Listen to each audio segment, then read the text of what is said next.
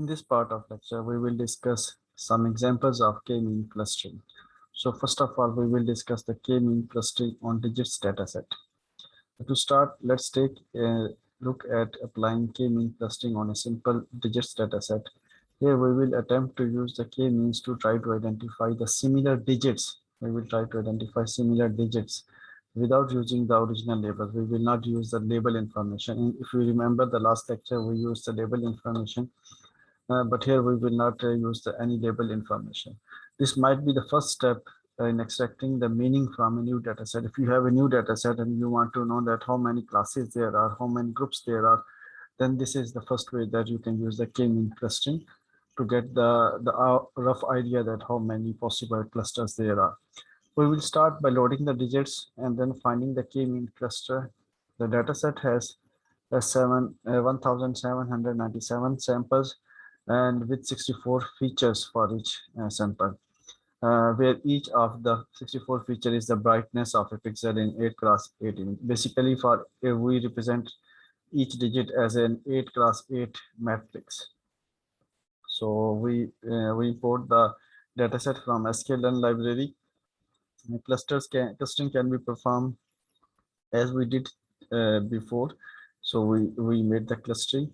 We made 10 clusters and the size of each cluster is 64 because we have 10 clusters and each sample is 60, has a feature of 64 8 cross 8 images.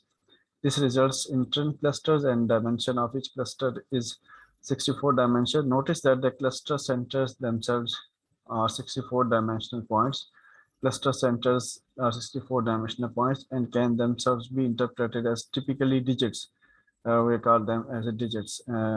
So we run this piece of code and we trying to plot these digits. So here is the plot of digits 4, 3, 1, 2, 9, 0, 7, 6, 5, and I guess this is 1 or this is 7.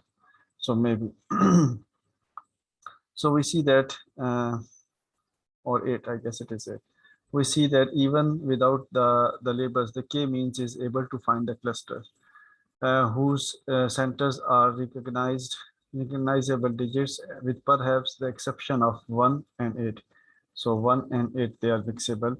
So because k-mean knows nothing about the identity of the cluster, 0 to 9 labels may be permitted. We call labels from 0 to 9. We can fix this by matching each learned cluster label with the true labels found in them. We try to find the true labels for them, make predictions. So now I run this piece of code. Now it takes imports the mode, stats, and labels for those clusters. We can check how accurately our unsupervised clustering was in finding similar digits within the data. So we run the sklearn and they apply the labels and we see that the accuracy of 79.5%. So with just a simple k-mean algorithm, we discovered the correct grouping of 80% of input digits. Now let's check the confusion matrix for this. We import the Seaborn library and then we make a confusion matrix for it and plot a heat map for that. So this is the confusion matrix and the heat map plot. As we might expect from the cluster centers we visualize before, the main point of confusion is between 8s and 1s. So we can see that as this is our clusters and there is main confusion is between 1 and 8. And we can observe this same confusion over in this confusion matrix because most of the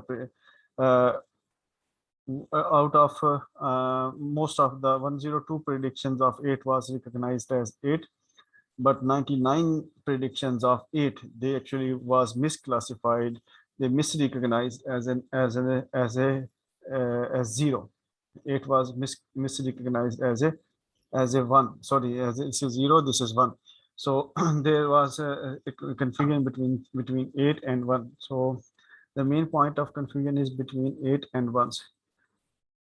But still, But this still shows that using k-means, we can essentially build a digital classifier without reference to any known labels. We did not use any labels, so we made all this kind of classifier without labels. So just for fun, let's try to push this even further. We can use the t-SNE algorithm as well to pre-process the data before performing k-means. So what we can do, we can use the t-SNE plot, and after the t-SNE plot, we can use the k-mean clustering. t-SNE is a non-linear embedding algorithm which we discussed in the last lecture, and is particularly adept, useful at preserving the points with clusters. Preserve the points with clusters. So we import the t-SNE, and then we have t-SNE. We are taking only two components, and then we are projecting it. K-means clustering. We are going to fit the data. So I run this piece of code, and it is going to be run.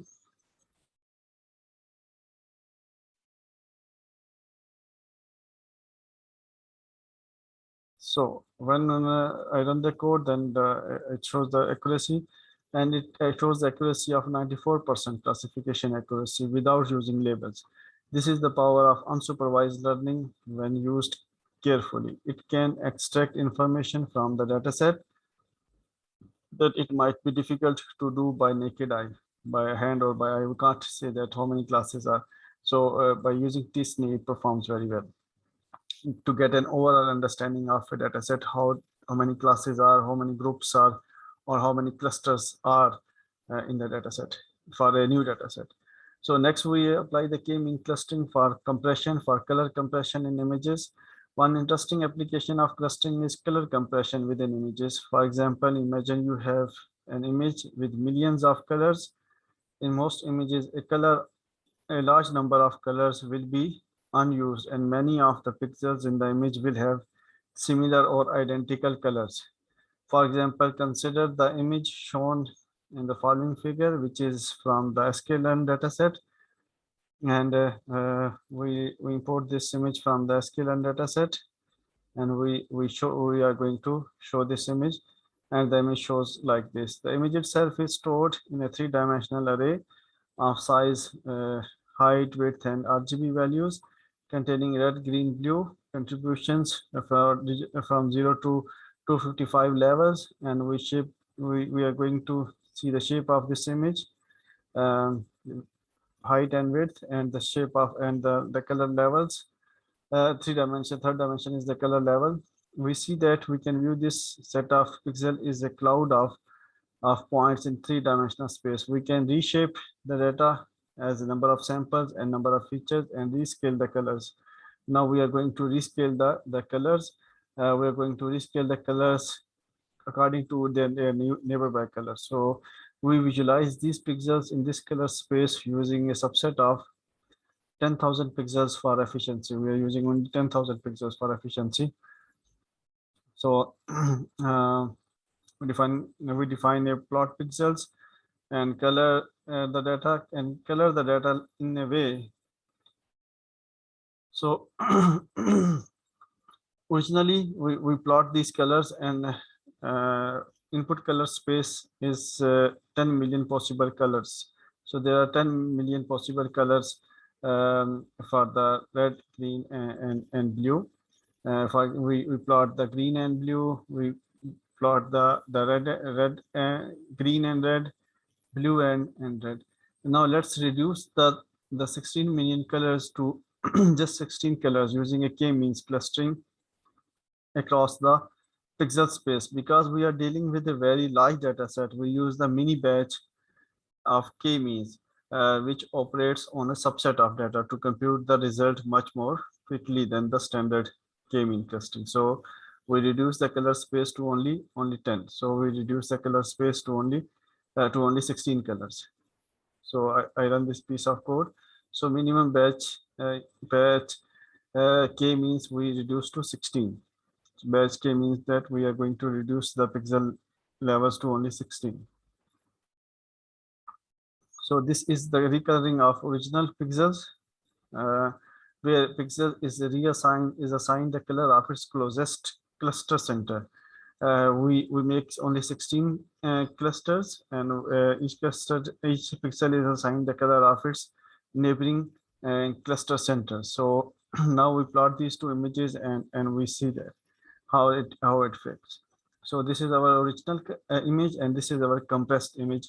This original image has been shown by 255 color levels, while this image is shown by only 16 color levels. And we see that overall representation of the image is the same. But there are some points here where have the confusion, but overall picture quality is the same. And but we have reduced the size of this image by 1 million times.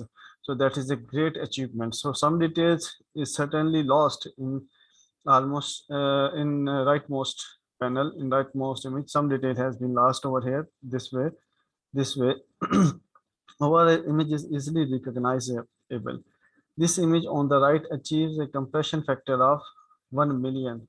While this is an interesting application of k-means clustering, there are certainly better ways to compress the information in image. But the example shows the power of thinking outside of box with unsupervised method like k-means clustering. So it is showing the using the k-means clustering. So this was the power of the k-means clustering, how the k-means clustering is good for image recognition, for image compression and other matters. So thank you.